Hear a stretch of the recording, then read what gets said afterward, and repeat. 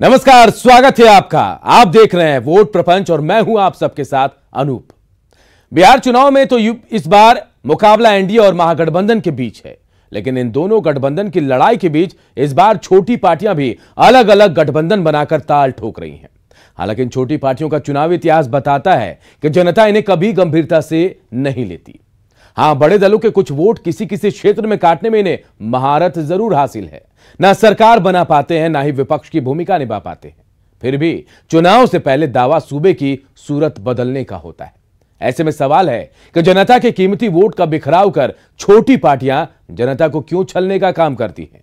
इन्हीं कुछ सवालों के बीच आज वोट प्रपंच में बात करेंगे, छोटी दुकान से किसको नुकसान।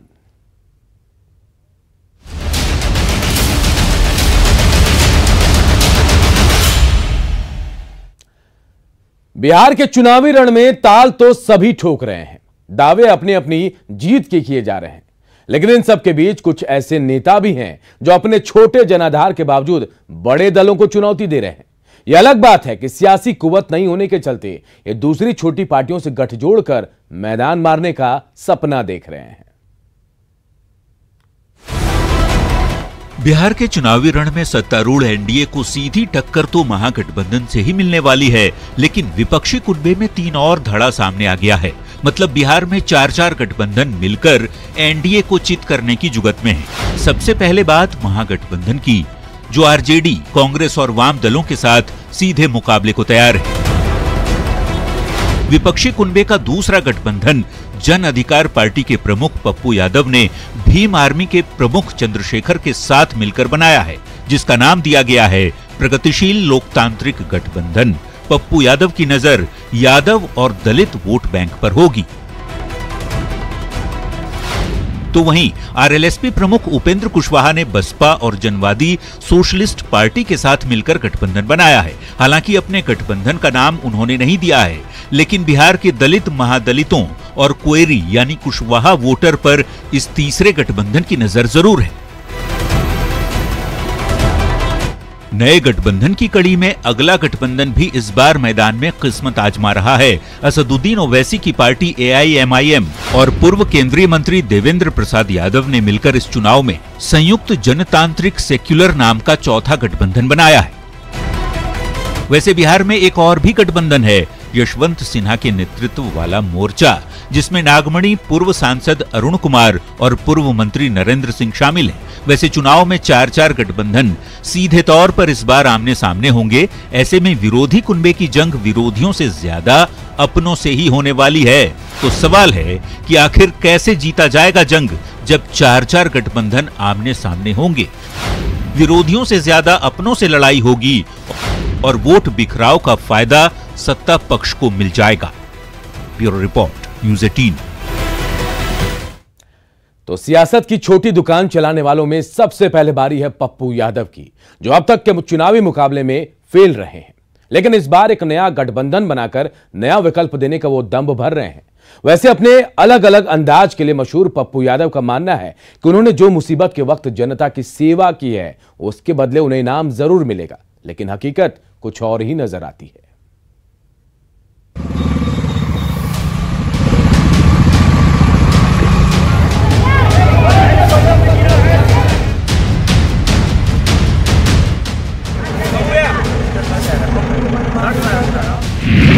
कभी बुलेट पर रेल पुल पार करते पप्पू,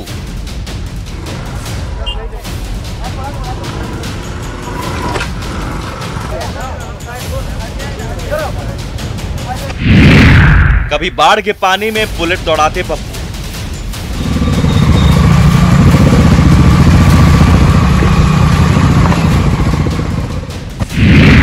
कभी जेसीबी पर सवार फूड पैकेट बांटते पप्पू,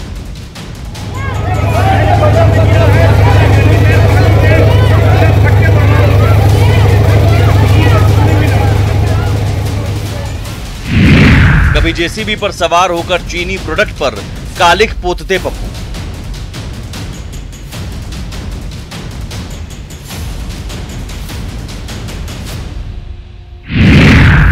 कभी जेसीबी पर आराम फरमाते पप्पू, पानी है।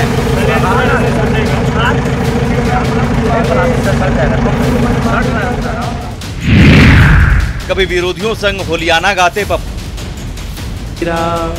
अरे होली खेले रघुवीरा अवध में, होली खेले रघुवीरा। काशी में खेले हो, पटना में खेले, काशी में खेले हो, मिथिला में खेले, अरे भोजपुरी में खेले हो, अरे भोजपुरी में खेले, ढकेला अवध में हो। और अब रावण के साथ बिहार चुनाव में ताल ठोकते पप्पू। नहीं आएंगे, यह पीडीए जो हमारा प्रोग्रेसिव डेमोक्रेटिक अलायंस है उसका स्वागत करेगी। कोई महत्वाकांक्षा हम सब का नहीं है, बिहार बचाना हमारी प्राथमिकता है। जी हां, अपने अलग अलग अंदाज से सुर्खियां बटोरने वाले पप्पू यादव इस बार बिहार चुनाव में एक नया गठबंधन बनाकर बिहार बचाने का दावा कर रहे हैं। भीम आर्मी के प्रमुख चंद्रशेखर के साथ मिलकर पप्पू ने नया गठबंधन बनाया है, जिसका नाम है प्रगतिशील लोकतांत्रिक गठबंधन। बिहार में एक तरफ जेडीयू बीजेपी का गठबंधन है और दूसरी तरफ आरजेडी कांग्रेस का। सवाल है कि इन दोनों गठबंधनों के बीच लड़ाई में पप्पू एक नया गठबंधन बनाकर कैसे मुकाबला करेंगे। अब तक एक भी विधायक और सांसद नहीं दे पाने वाले पप्पू यादव की पार्टी छोटे दलों के साथ गठबंधन बनाकर क्या हासिल कर लेंगे।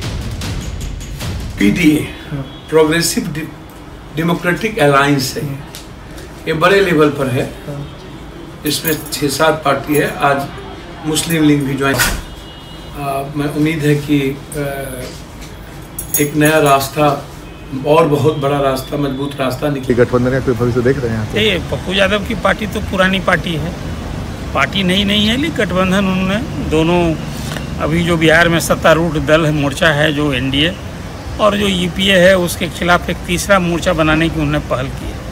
कई भविष्य तो जनता पर ऊपर है, लेकिन अभी तो विधानसभा में उनकी पार्टी का कोई कहीं अस्तित्व वजूद दिखता नहीं। हर चुनाव में ऐसी छोटी पार्टियां चुनाव में उतरकर जनता से एक बेहतर विकल्प देने का वादा करती हैं, लेकिन सिवाय वोट काटने के ये छोटी पार्टियां कुछ नहीं कर पाती। चुनाव के बाद इनका वजूद भी खत्म हो जाता है। ऐसे में सवाल यह है कि छोटी पार्टियां जनता से आखिर छल क्यों करती हैं?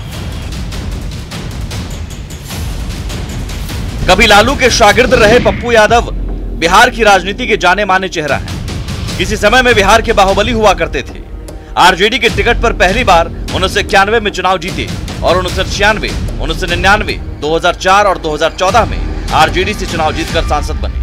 लेकिन 2015 में लालू की सियासी विरासत पर नजर पड़ी तो पार्टी से बाहर का रास्ता दिखा दिया गया, जिसके बाद मई 2015 में जन अधिकार पार्टी का गठन किया, जिसके बाद से पप्पू हर चुनाव में बिहार को नया विकल्प देने का दावा करते हैं। बिहार को हम देंगे और बिहार बड़े विकल्प के रूप में अपने सेवक और बेटे के साथ खड़ा होगा, इसको आप समझ लीजिए। ये अलग बात है कि अब तक के चुनाव में पप्पू यादव की पार्टी एक विधायक या एक सांसद तक नहीं दे पाई। हाँ, हर चुनाव में बाकी दलों के वोट पर इनकी कैंची खूब चली है। हाल ही में पप्पू यादव की पार्टी को नया चुनाव चिन्ह मिला है कैंची। अब सवाल है कि इस बार के विधानसभा चुनाव में पप्पू की कैंची किस पार्टी का वोट काटेगी। दरअसल पप्पू यादव ने अब तक अकेले दम पर 2015 विधानसभा चुनाव और 2019 लोकसभा चुनाव लड़ा है, लेकिन वोट कटवा का तमगा ही हासिल हुआ। लोकसभा चुनाव 2019 में पप्पू यादव की जन अधिकार पार्टी ने 6 लोकसभा सीटों पर उम्मीदवार उतारे थे, जिसमें मधेपुरा से खुद पप्पू यादव ने चुनाव लड़ा था। एक भी सीट पर जीत हासिल नहीं हुई। पार्टी को महज 0.1% वोट हासिल हुआ। खुद पप्पू यादव अपनी जमानत नहीं बचा पाए। पप्पू यादव को महज 97,631 वोट हासिल हुए। वहीं विधानसभा चुनाव 2015 में पप्पू यादव ने कुल 243 सीटों में से 109 सीटों पर अपने उम्मीदवार उतारे थे। 108 उम्मीदवारों की जमानत जब्त हो गई। पार्टी का एक भी विधायक नहीं चुना गया। कुल 5,14,748 वोट हासिल हुए। पार्टी को महज 1.4% वोट हासिल हुआ। हालांकि माना जाता है कि पप्पू यादव की कैंची आरजेडी के वोटों पर ही चलती रही है। यादव बाहुल इलाकों में पप्पू यादव के कारण वोटों का बिखराव हो सकता है, जिससे आरजेडी के परंपरागत वोट बैंक में सेंध लग सकती है। हालांकि पप्पू यादव को आरजेडी ने कभी गंभीरता से नहीं लिया। Bureau report, news 18। चले पप्पू यादव से निकलकर बढ़ते हैं आगे और बात उपेंद्र कुशवाहा की। वही कुशवाहा जो कभी नीतीश के साथ थे, मोदी लहर में नई पार्टी बनाकर 3 सांसदों के साथ मोदी सरकार में शामिल भी हो गए, लेकिन सत्ता के स्वाद ऐसा चढ़ा कि ख्याली खीर पकाने के लिए एनडीए का दामन छोड़ महागठबंधन में शामिल हो गए। लेकिन वहां भी भाव नहीं मिला तो अब मायावती के सहारे नया फ्रंट बनाकर विकल्प देने की बात कह रहे हैं। कभी एनडीए छोड़ चले थे ख्याली खीर पकाने। यदुवंशियों का दूध और कुशवंशियों का चावल मिल जाए तो खीर बने। आज भी यही मान्यता है कि खीर मतलब सबसे अच्छा व्यंजन, सबसे स्वादिष्ट व्यंजन। तो अब उस स्वादिष्ट व्यंजन को बनने से कोई रोक नहीं सकता है। आरजेडी ने जब बिगाड़ा खीर का जायका, तो यदुवंशियों का दूध और कुशवंशियों का चावल मिल जाए तो खीर बने। तो ले लिया माया का सहारा। बहुजन समाज पार्टी मायावती जी के आशीर्वाद के साथ और मेरे बगल में बैठे हुए जनवादी पार्टी सोशलिस्ट, हम सब लोग आज एक साथ मिलकर गठबंधन बनाने का हमने फैसला किया है। कहावत है ना, माया मिली न राम। सत्ता की माया का साथ छोड़ उपेंद्र कुशवाहा महागठबंधन में गए, लेकिन वहां भाव तो नहीं मिला। उल्टे उपेंद्र कुशवाहा की पार्टी के प्रदेश अध्यक्ष भूदेव चौधरी को तोड़कर आरजेडी ने अपने पाले में कर लिया। न आरजेडी ने भाव दिया, न बीजेपी जेडीयू ने। उपेंद्र कुशवाहा की हालत ना माया मिली न राम वाली हो गई। ऐसे में उपेंद्र कुशवाहा को अपने सियासी वजूद को बचाने के लिए माया का सहारा लेने पर मजबूर होना पड़ा और बिना वजूद वाली पार्टी के साथ गठबंधन कर विकल्प देने का खोखला दावा करने लगे। बहुजन समाज पार्टी मायावती जी के आशीर्वाद के साथ और मेरे बगल में बैठे हुए जनवादी पार्टी सोशलिस्ट, हम सब लोग आज एक साथ मिलकर गठबंधन बनाने का हमने फैसला किया है। उपेंद्र कुशवाहा ने महागठबंधन बनाया, ठीक है, उसमें एक बहुजन समाज पार्टी एक बड़ी पार्टी है तो यह उसके साथ बनाया, लेकिन अब कहाँ तक ये जनाधार इन लोगों का है। शहरी इलाकों में कुछ पॉकेट्स में तो जरूर निश्चित तौर पर बसपा का प्रभाव है, जो उत्तर प्रदेश से लगा हुआ इलाका है, लेकिन उसके बाद शहरी इलाकों में तो इसका बसपा का तो कहीं कोई प्रभाव दिखता नहीं। अब आने वाला समय बताएगा। तो क्षेत्रीय दलों का मुख्य रूप से आप देखेंगे शुद्ध उन लोगों का वही है कि बार्गेन। ऐसा तो नहीं 5 से 7 सीट ला करके वो लोग कोई बहुत बड़ा अपने प्रदेश का कल्याण कर देंगे या जन सरोकार से कोई बहुत बड़ा मुद्दा उठा देंगे जिससे कि वो जितना उनके घोषणा पत्र में है उसमें से एक भी इम्प्लीमेंट नहीं करा सकते। 4-5 अगर यदि जीत के आते हैं तो वो नंबर ऑफ गेम्स वही जो चुनावी अंक गणित है, अगर विधानसभा में अगर कम होता है बेसी होता है तो वो पाला बदल का खेल चलता है, जो कि देखने को भी मिला है हाल के दिनों में यहाँ। अब जरा उपेंद्र कुशवाहा की पार्टी आरएलएसपी के चुनावी प्रदर्शन पर गौर कीजिए। कभी नीतीश के साथ रहे उपेंद्र कुशवाहा ने 2013 में आरएलएसपी की स्थापना की और 2014 लोकसभा चुनाव एनडीए गठबंधन में लड़ा। 2014 लोकसभा चुनाव में 4 लोकसभा सीटों पर चुनाव लड़ा और मोदी लहर में 3 पर जीत मिल गई और 3.1% वोट मिले। फिर 2015 विधानसभा चुनाव में आरएलएसपी ने बीजेपी के साथ गठबंधन में 23 सीटों पर चुनाव लड़ा था। 2 सीटों पर जीत मिली और 2.6% वोट मिले। लेकिन 2019 लोकसभा चुनाव में 5 सीटों पर चुनाव लड़ा और सभी सीटों पर हार हुई। वोट फीसदी मात्र 0.2% ही रही। वहीं जिस माया के सहारे कुशवाहा इस बार के चुनाव में हैं, बिहार में जनाधार के नाम पर उनके पास कुछ नहीं है। 2015 विधानसभा चुनाव में बसपा ने 228 सीटों पर चुनाव लड़ा था, सभी सीटों पर हार हुई। 225 सीटों पर तो जमानत जब्त हो गई। बसपा को 7,28,024 यानी 2.1% वोट मिले। 2010 विधानसभा चुनाव में भी बसपा ने 239 सीटों पर चुनाव लड़ा था, सभी सीटों पर हार हुई। 236 सीटों पर जमानत जब्त हो गई। बसपा को 9,33,947 यानी 3.2% वोट मिले। साफ है, जनता के सामने विकल्प देने के खोखले दावे करने वाली ये छोटी पार्टियां जनता के साथ सिर्फ छल ही करती रही। Bureau report, news 18। वैसे एक और नाम है जो इस चुनाव में गठबंधन बनाकर दमखम दिखाने का दावा कर रहे हैं। इनका नाम है असदुद्दीन ओवैसी। विधानसभा उपचुनाव में किशनगंज सीट पर जीत हासिल कर पार्टी का दबदबा भी इस क्षेत्र में बढ़ा। अब एक बार फिर विधानसभा चुनाव में ओवैसी देवेंद्र यादव की पार्टी समाजवादी जनता दल डेमोक्रेटिक के साथ गठबंधन कर चुनावी मैदान में उतरने की तैयारी में है। फ्यूडल एटीट्यूड है ना कि हमारा वोट, अरे भाई क्या जनता है, ये जमहूरियत है, डेमोक्रेसी है, जिसको चाहे वोट डालेगी नहीं डालेगी, हमारा वोट, ये क्या खरीद के रखा क्या आपने? बिहार चुनाव में खुद को वोट कटवा कहे जाने के सवाल पर भड़के एआईएमआईएम प्रमुख असदुद्दीन ओवैसी का ये जवाब है। हाल ही में असदुद्दीन ओवैसी की पार्टी एआईएमआईएम और पूर्व केंद्रीय मंत्री और समाजवादी जनता दल डेमोक्रेटिक के अध्यक्ष देवेंद्र प्रसाद यादव ने मिलकर चुनाव लड़ने की घोषणा की है। दोनों दलों ने मिलकर संयुक्त जनतांत्रिक सेकुलर गठबंधन बनाने का फैसला लिया है। दो दलों का भी हुआ है, समाजवादी जनता दल डेमोक्रेटिक और एआईएमआईएम, ये दो दलों का भी गठबंधन हुआ है। आगे और भी इसका एक्सटेंशन है।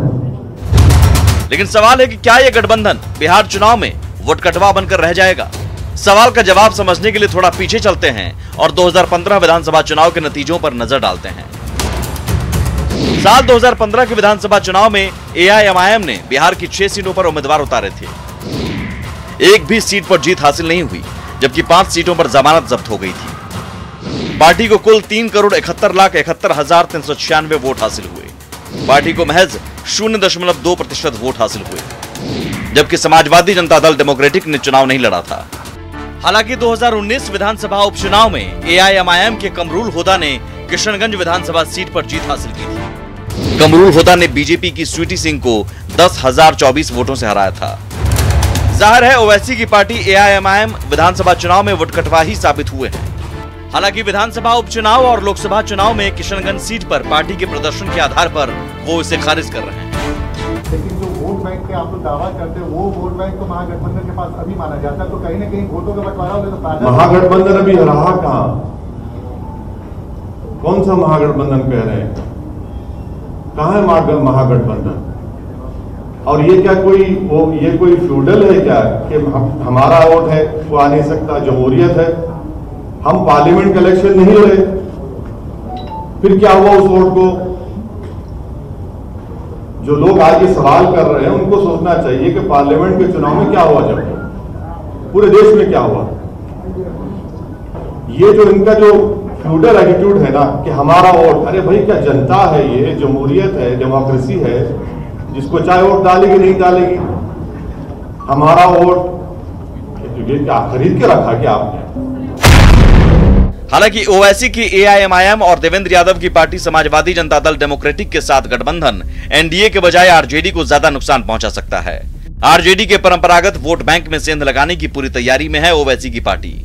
देवेंद्र यादव के साथ गठबंधन करके ओवैसी बिहार में यादव वोट के साथ मुस्लिम बाहुल्य इलाकों पर अपना कब्जा जमा सकते हैं। खासतौर पर सीमांचल के इलाके में ओवैसी आरजेडी को नुकसान पहुंचा सकते हैं। सीमांचल में 4 जिले हैं, अररिया, किशनगंज, पूर्णिया और कटिहार। इन जिलों में मुस्लिम आबादी करीब 50% है। किशनगंज में 70% मुस्लिम आबादी है। विधानसभा उपचुनाव में किशनगंज सीट पर एआईएमआईएम की जीत हुई। बीते कुछ सालों से बिहार के सीमांचल क्षेत्र में ओवैसी की पार्टी काफी सक्रिय है। ऐसे में सीमांचल के इलाकों में ओवैसी की एंट्री से मुस्लिम वोटों का बिखराव हो सकता है, जिससे आरजेडी को नुकसान हो सकता है। जाहिर है ओवैसी आरजेडी का वोट काटकर नुकसान पहुंचा सकते हैं। देखना होगा इस नुकसान की भरपाई आरजेडी कैसे करता है। Bureau report, news 18।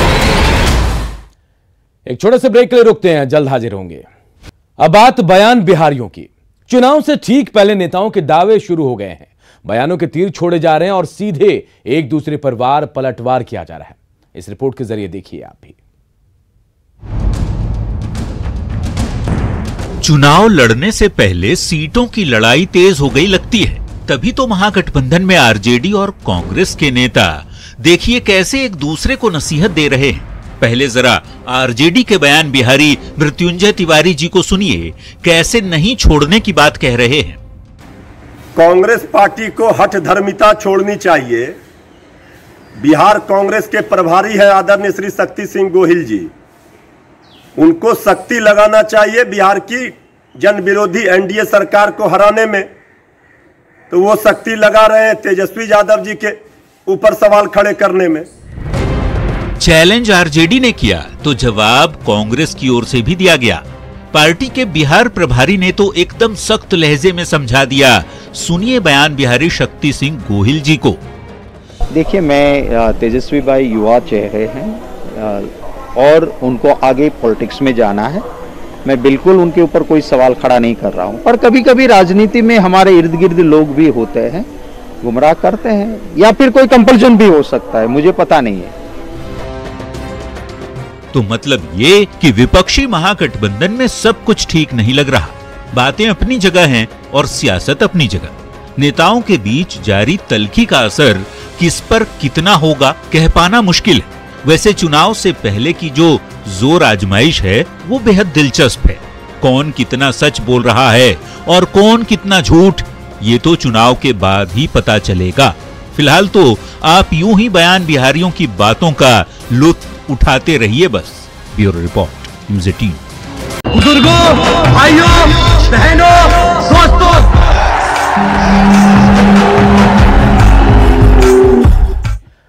और चुनाव के इस खास शो के आखिर में आपको छोड़ जाते हैं चुनावी वायरल के कुछ तस्वीरों से जुड़ी रिपोर्ट पर। देखिए और समझिए कि किन वजहों से नेताजी की तस्वीरें सोशल मीडिया पर वायरल हो रही हैं।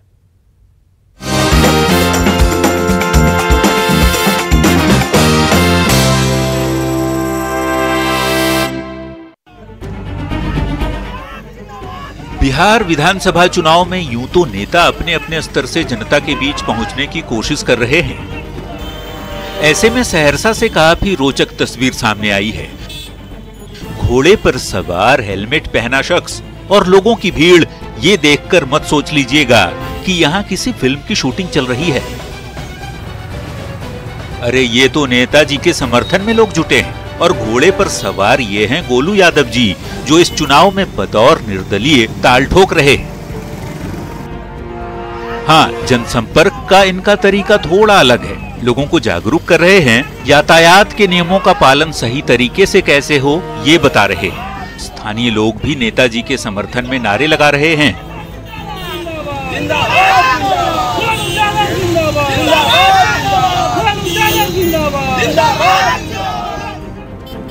वैसे लोग बताते हैं कि गोलू जी अच्छे सामाजिक कार्यकर्ता रहे हैं। तो चुनावी वायरल में दूसरी तस्वीर बेगूसराय से आई है, जहां मटिहानी विधानसभा क्षेत्र के मौजूदा विधायक नरेंद्र सिंह उर्फ पोगो सिंह निकल पड़े हैं जनसंपर्क अभियान में। गांव जा रहे हैं और लोगों से मिल रहे हैं, तो उनके क्षेत्र के लोग भी नेताजी को अपने करीब पाकर काफी खुश हैं।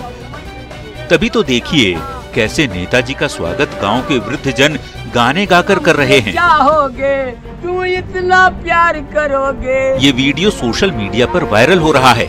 देखिए कैसे गीत गाकर नेताजी को खुश कर रहे हैं और नेताजी भी उनके गाल सहला रहे हैं। वैसे इनके गाने सुन लीजिए, आपको भी अच्छा लगेगा। कब मैंने ये सोचा था तुम इतने बदल जाओगे, तुम इतना मुझे चाहोगे, तुम इतना प्यार करोगे, इतना इकरार करोगे मेरे महबूब मेरे।